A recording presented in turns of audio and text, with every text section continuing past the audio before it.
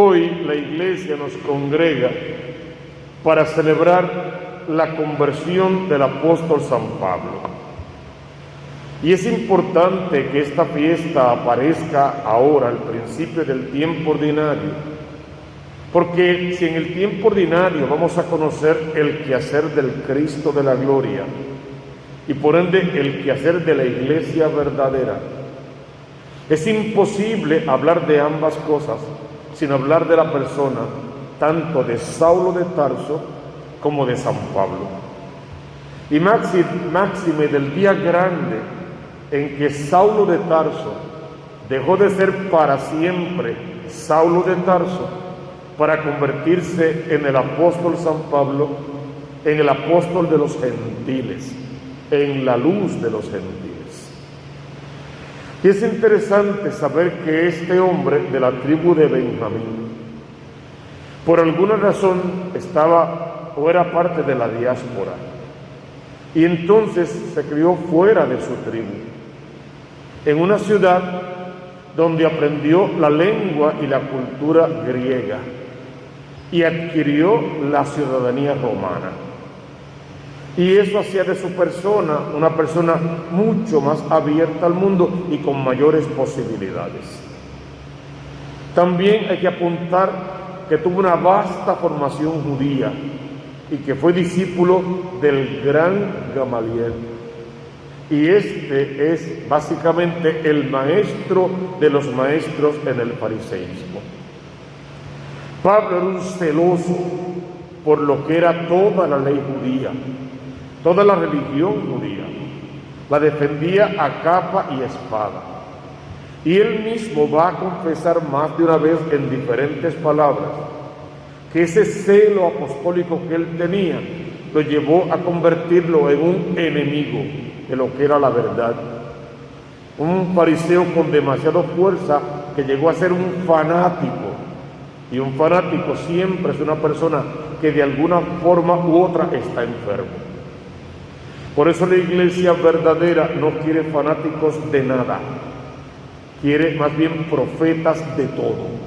Hombres que hablan en nombre de Dios sin querer ocupar el lugar de Dios y sin convertirse en jueces de nadie. Y la liturgia de la palabra de hoy justamente nos lleva por ahí. Pablo haciendo una presentación de él mismo. Y yo soy judío, nací en Tarso de Cilicia, pero me crié en esta ciudad. Fui alumno de Gamaliel y aprendí hasta el último detalle de la ley de nuestros padres. He servido a Dios con temor, fervor, como ustedes lo imaginarán. Yo perseguí a muerte este nuevo camino, metiendo en la cárcel, encadenados, a hombres y mujeres, y de esto son testigos los mismos sumos sacerdotes y todos los ancianos. Fíjense que Pablo era la soberbia personificada. Pero al comienzo de esta lectura de los Hechos de los Apóstoles, en el capítulo 22, está desbordado de humildad, reconociendo todo lo que él era y que ya no le sirve para lo que de verdad es el apóstol de los gentiles. Y esta conversión que Pablo va a sufrir camino a Damasco tiene una raíz. Y es que un buen día, Esteban, el protomártir, el primer mártir, el primero en dar la vida por Cristo después de la resurrección, es apedreado. Y es a los pies de Saulo de Tarso que los asesinos colocan sus capas para ir a apedrear a Esteban, y Saulo aprueba tal desdicha. No solamente la aprueba, sino que se envalentona. Y como comienza una persecución contra toda la iglesia de Jerusalén, por lo tanto, él pide un permiso especial para perseguirlos, encadenarlos, encarcelarlos, matarlos y acabar con esa secta de enemigos.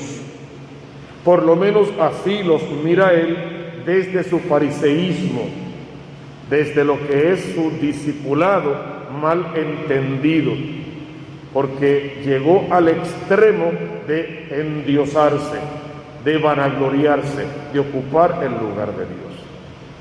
Con permiso en mano iba a las casas, se metía en las casas de este grupo de cristianos y realmente los desolaba.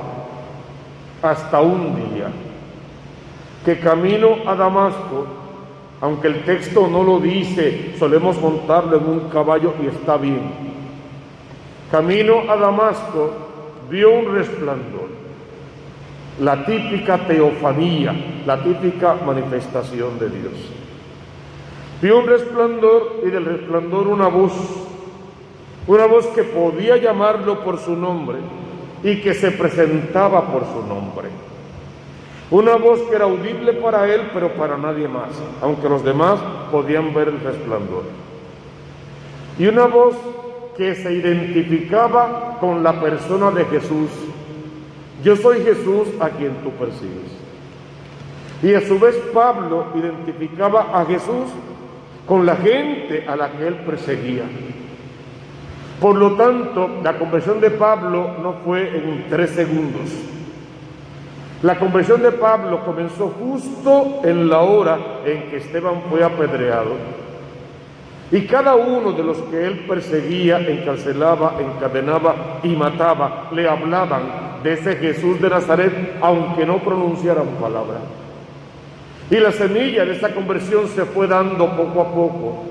Y hoy simplemente estalló en gracias y en bendición.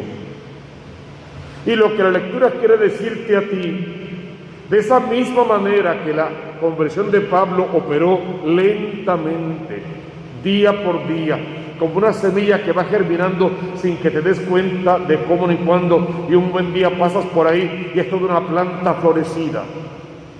Así mismo tienes tú que con tu testimonio de vida coherente, sembrar en el corazón de tu hijo, de tu hija o de cualquier otra persona de interés la llama de la fe y luego abonarla día por día y esperar y confiar en el Señor que va a florecer, que va a dar su fruto. Tal vez no en tu día, no en tu tiempo, no según tu designio, no según lo que quieres o esperas, en el día de Dios, en el tiempo de Dios, desde el amor de Dios. Nos toca entonces asistir más de una vez a la acción de ver a alguien ser apedreado, las injusticias del mundo, para con el poder de la oración de intercesión, desde esas mismas injusticias, poder sacar las bases de la verdadera fe, que son la verdadera justicia. Saulo cae de su montadura, que no es otra cosa que su soberbia, su orgullo, su egoísmo, su fariseísmo, su fanatismo. Cae de esa altura hasta arrastrarse por el polvo, porque polvo eres y al polvo volverás. Y de ese polvo Dios va a sacar al hombre verdadero, lo va a levantar, lo va a resucitar y le va a dar nueva vida. Ese día asistimos a la muerte de Saulo y al nacimiento de San Pablo. Una vez levantado, el Señor le hace marco a su propia oscuridad y por eso Saulo queda ciego, completamente ciego, para que entre en la noche oscura de su vida y pueda verse por dentro, para que le haga marco a todo lo que no es tiniebla, oscura, denso, y no le deje ver la verdadera luz. Segundo, lo hace tener un encuentro con una comunidad que hasta hoy enemigos, de en adelante aliados. Una comunidad que debió odiarlo, rechazarlo, apedrearlo, mandarlo a matar por todas las porquerías que él había hecho.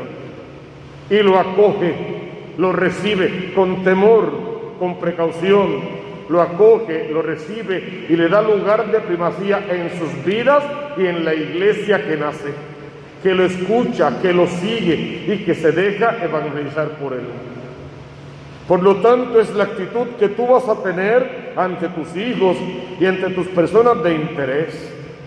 Porque si seguimos siendo todos los días jueces y reprochando y peleando y sacando en cara y exagerando, jamás los vamos a acoger en el corazón de Cristo, que es donde queremos que ellos habiten de verdad.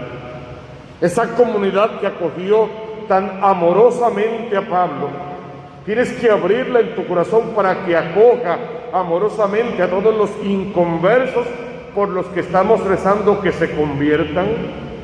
Porque si rezo todos los días para que mi hijo se convierta, pero cada vez que hablo con él peleo, insulto, maltrato, grito, lloro, me arrepiento de que hayan nacido y 40 cosas más, no hay congruencia. Lo que quiero, lo que digo, por lo que pido, no es la forma en que vivo y no es el ejemplo de vida que le doy. Toda la lectura es un llamamiento a nuestra propia conversión diaria y permanente a la vez. Una vez que tienes encuentro con la comunidad y siente en la comunidad el amor de Dios, el resto de su vida no fue otra cosa que hablar de ese amor de Dios, viviendo ese amor de Dios y haciendo patente ese amor de Dios por todas partes donde iba.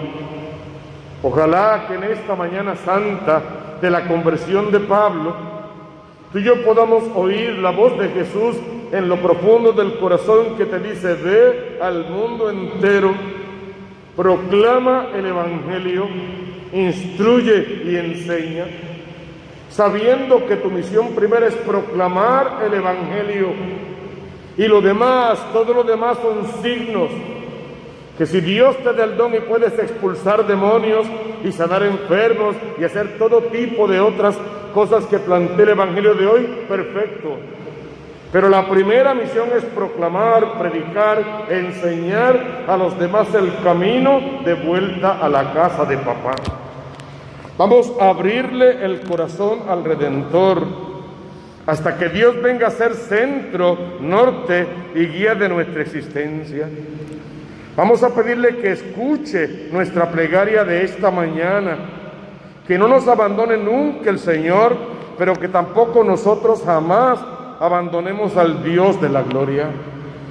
Como cada mañana el nombre de la gente que amas, déjalos ahora sobre el altar de Dios, para que durante todo este día sea Dios quien se haga cargo de ellos.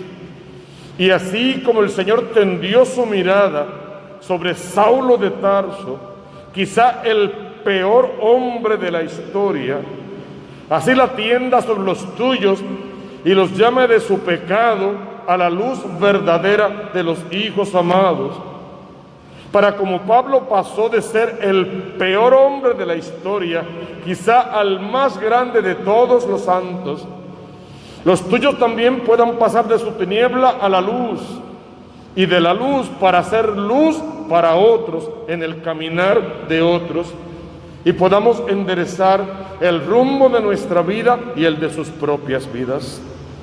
Vamos a abandonarnos al amor de Dios, a creerle con poder a su palabra y a suplicarle que hoy a todos nos regale el don de la conversión. Y entonces repetimos la consigna de todos los días: busca primero el reino de Dios con su justicia, y todo lo demás vendrá por añadidura.